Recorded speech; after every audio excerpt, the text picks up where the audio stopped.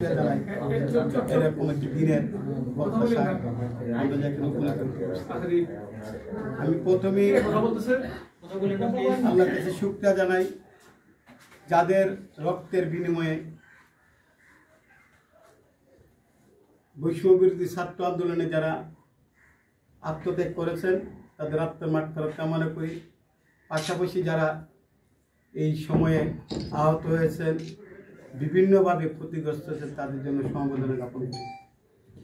আজকে এরকম একটা দিন পাওয়া সত্যি আমাদের জন্য, যারা আমরা বিএনপি পরিবারের লোক, তাদের জন্য একটা দুর্লভ এবং আশাতীত একটি ঘটনা। আমি পাশাপাশি যারা আজকে এখানে উপস্থিত হয়েছেন, আমার পরম আত্মীয় স্বজন আছে, এই যেহেতু আমি পরিবারের বিআরডিবি পরিবার সমবায় পরিবারের একজন সদস্য, তারাই আমার প্রাণ। তাদেরকে আমি এই 3 ঘন্টা যাবৎ, প্রায় 11টা থেকে 2টা বাজে এখানে অধীর আগ্রহ করে আমাদের কথা শোনার জন্য, আমাদের অফিসারদের কথা শোনার জন্য যে ধৈর্য ধারণ করেছেন, তার জন্য অভিনন্দন জানাই। আজকে এখানে যারা অক্লান্ত পরিশ্রম করে প্রায় 1.5 মাস যাবৎ এই নির্বাচনকে এ পর্যন্ত আনার জন্য কাজ করেছেন, আমাদের প্রধান নির্বাচনী কর্মকর্তা, সমবায় উপজেলা সমবায় কর্মকর্তা জনাব আজিজুল হক, পাশাপাশি ওনাকে সহযোগিতা করেছেন শাহ আলম খন্দকার, সাইফুল ইসলাম সহ এই বিআরডিএর আমার অত্যন্ত কাছে, যার প্রচেষ্টায় এবং যার উদ্দীপনায় আজকে এখানে আসছি। একটা মিতালি অটো রিক্সা বিদ্যুৎ সমিতির মাধ্যমে, এই সমিতিটা 1966 সালে এই ব্রাহ্মণবাড়িয়াতে প্রতিষ্ঠিত হয়েছিল। এর ধারাবাহিকতায় আজকে আমরা এটার সদস্যক্রমে এখানে নির্বাচিত হয়েছি।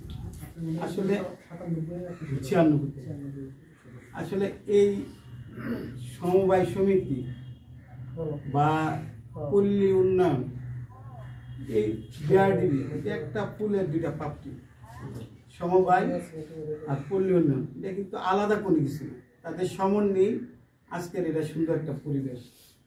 আর সমবায়রা কিন্তু এই দেশের প্রাণ। পল্লী উন্নয়ন মানে এই বাংলাদেশের এই বিশাল জনগোষ্ঠীর প্রাণ। যারা কৃষক, যারা শ্রমিক, তারা যদি উন্নয়ন করলে বাংলাদেশ বাঁচবে। এই বাংলাদেশ বাঁচতে গেলে এইরকম যারা অসহায় মানুষ, বিত্তহীন, দুর্বল, তাদেরকে সরকার ডেভেলপমেন্টের মাধ্যমে উন্নত করতে হবে। তাহলে বাংলাদেশ একটা সুন্দর একটা দেশ হবে, স্বনির্ভর রাষ্ট্র হবে, এই প্রত্যাশা আমাদের। আমি একজন সমাজকর্মী।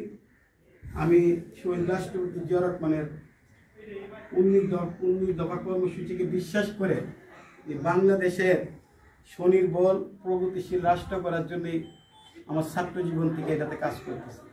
তারই ধারাবাহিকতা আজকে আমি আরও সরাসরি সম্পৃক্ত হইলাম এই বিআরডিবির মাধ্যমে ব্রাহ্মণবাড়িয়া উপজেলার কেন্দ্রীয় সমবায় মানে পল্লী উন্নয়নের মাধ্যমে মানুষের কাছে যাওয়ার জন্য। আমার এখানে নেতৃবৃন্দ আছেন, উপস্থিত আছেন জেলা সমবায় কর্মকর্তা, উপজেলা ফিশারি মৎস্য কর্মকর্তা, যুব উন্নয়ন কর্মকর্তা, সমবায় কর্মকর্তা সহ আমার অত্যন্ত শ্রদ্ধাভাজন ব্যক্তি, আমার রাজনৈতিকভাবে যাদের সাথে আমাদের অনেক কাছের, আমার বড় ভাই ব্রাহ্মণবাড়িয়া পৌর ডিগ্রি কলেজের সুযোগ্য সভাপতি এবিএম মুমিনুল হক, কৃষ্ণভজন মিজানুর রহমান, ছাত্র নেতা, এখন বিএনপি নেতা জসিমউদ্দিন সহ সবাই খুব আমার কাছের লোক। এই এলাকার, এই দেশের মানুষের সাথে চলাফেরা। আমি আজকে অভিভূত যে একটা দায়িত্ব পেয়েছি, কিন্তু দায়িত্বটা রক্ষা করার লাগে সবচেয়ে বড় কঠিন কাজ। দায়িত্ব পাওয়াটাই আমার জন্য বড় কিছু না। এই কাজ করতে গেলে যদি সরকারি কর্মকর্তারা সহযোগিতা না করে, যারা ফিল্ডে কাজ করে, ব্লকে কাজ করে, তারা সহযোগিতা না করলে আমার পক্ষে সম্ভব না। আমি সর্বপ্রথম, যেহেতু আমাকে দায়িত্ব দিয়েছেন, আপনাদের সহযোগিতা আমি কামনা করি।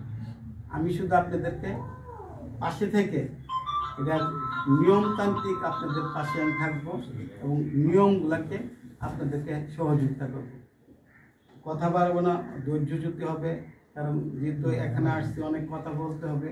গ্রাম পর্যায়ে সব কর্মকর্তাদের পর্যায়ে। আর আমরা যেহেতু রাজনীতি করি, সত্যি কথা কি আপনাদেরকে অনেক ডিস্টার্ব করবো, যুব উন্নয়নকে ডিস্টার্ব করবো, মৎস্য ডিস্টার্ব করবো, সমাজসেবাকে ডিস্টার্ব করবো, কৃষিরে করবো। কারণ এখানে আসা মানে আমার কাছে অনেক প্রত্যাশা মানুষের।